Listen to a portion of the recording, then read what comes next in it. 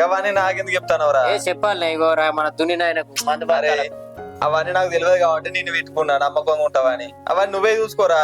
నాకు ఎప్పుడన్నా అక్కర వచ్చినప్పుడు వదినకి ఎప్పుడన్నా అక్కర వచ్చినప్పుడు వచ్చి 10 రూపాయలు అడిగితే ఈజీ అంతే. అవన్నీ నాకు తెలుసారా? నేను చదువుకున్నానా?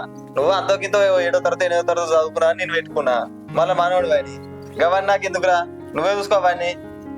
అరే ఏంది నువ్వు ఇట్లా అంటావు? ప్రతి నెల నేను లెక్కలు చెప్తా అంటే గిట్టే అంటావే. 10 ఎకరాలు నీ ఉన్నది, నీ లెక్కింత నీ పత్రం మీద నువ్వు తెలుసుకోపోతుండే. ఇప్పుడు నేను ఉండే రోజులు నేను ఉంటా, తర్వాత నీకు వెంబడి ఉంటాను నమ్మకమా? ఉన్న రోజులు లెక్క అర్థం చేసుకుంటే తర్వాత వచ్చే కూడా లెక్కలు మంచిగా చెప్తావు. వాడు అర్థం చేసుకుంటాడు, నేను అరే ఫలానికి ఇట్లా ఉండాలని తెలుసుకుంటాడు. అట్లే కానీ నువ్వు వాని మీద నమ్ముతా అంటే అందరు నా లెక్క ఉంటారా? నమ్ముతే బాబు మోసం చేసే వాళ్ళు బాగా తయారయ్యారు ఈ మధ్య. నువ్వు అట్లా వేయద్దన్నా. నీ 10 ఎకరాల లెక్క ఏందో నువ్వు చూసుకోవాలి.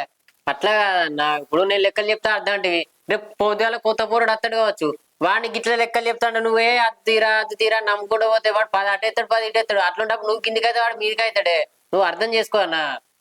అరే అనిలు, నువ్వు చదువు బంద్ చేసి ఊళ్ళో అవారగా తిరిగేటప్పుడు మీ అవ్వ పిలిచి నా చేతిలో పెట్టింది నేను, నా కొడుకుని ఎట్లన్నా రేవు తీసుకురా అని చెప్పి. నా దగ్గరికి వచ్చి గిన్ని సంవత్సరాలు అవుతుంది, గిన్ని రోజులు నమ్మకంగా ఉన్నావు. నేను ఎందుకు తీసేస్తారా? నేను చూసుకోరా లెక్కలను నువ్వే చూసుకో, నాకేం చెప్పకుండా. సరే అన్నయ్య నీ ఇష్టం గాని.